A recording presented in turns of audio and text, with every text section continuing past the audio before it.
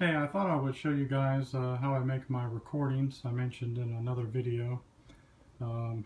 Really enjoy recording on the analog tape. I have a few reel-to-reel machines hooked up to most of my consoles and hi-fi systems, and they sound really good.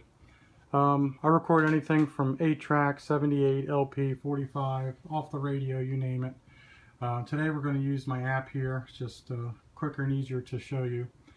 And there's two very important things that really you have to know to get good recordings. The first one is this monitor feature. Most high-end reel-to-reel decks and cassette decks will have this monitor. So if you have this monitor, you're in good shape.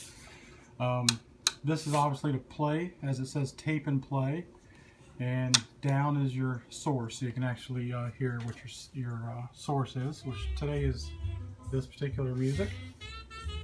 And when I flip it up, you don't hear anything. And when you're down, there it is. And why that is this feature, you hear nothing now because the tapes aren't moving. When I start to record and then flip these switches up to the tape and play, which will now be tape, you're actually going to hear what was recorded on the tape while you're still recording. So the record head's roughly over here, the play head's over here. So when you flip that switch, you'll be hearing it off the play head. So you're going to have a little millisecond delay here. I don't know if you'll be able to tell. We'll try it real quick. And that's a good way to hear the recording, you know, really before you make the full song recording. I do this at the beginning of the reel just to make sure the tape itself is good. I've got both channels loud and clear. There's no issues with the tape. And it's also a really good time for our second tip, and that is setting your record level. You want to get the song, your source, to a part in the song that's pretty much the loudest. And then what you want to do is you want to get these levels up there, get them real close to the red. I see a lot of recordings really low, and they don't sound that well, and you get a lot of tape hiss. So by getting those levels up in near that red, you can really eliminate a lot of tape hiss. You get much brighter, louder, clearer recording. So we'll do that right now. Let's go ahead and put this on source. We won't be moving the tape. Let's play. And let's get to a loud part of the song here at the end. There we go. You see the band's really singing now. And if I was to turn it down here like most people do, look how low those meters are. That's where I see most recordings, right there.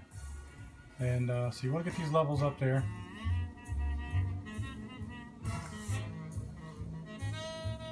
Right there, its left side was almost touching zero.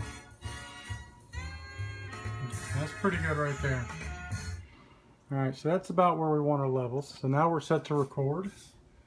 Everything's ready to go. We'll go ahead and hit on. Reset the counter to 0 here. And we'll go ahead and play. Now we're doing a live recording. And what we want to do is we flip this up, and you're going to hear the recording on the tape. You hear that slight delay? And also notice how it's a little bit louder and the cymbals are a little bit brighter.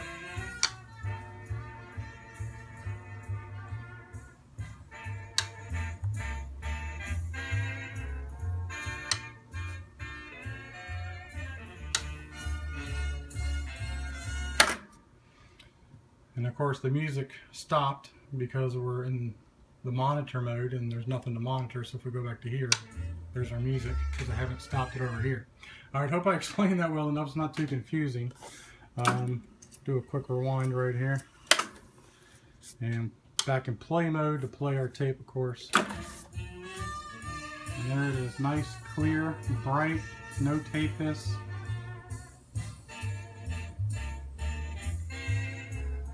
So I hope these few tips helped you out, and I hope you enjoy making recordings on this vintage equipment as much as I do. Thanks for watching.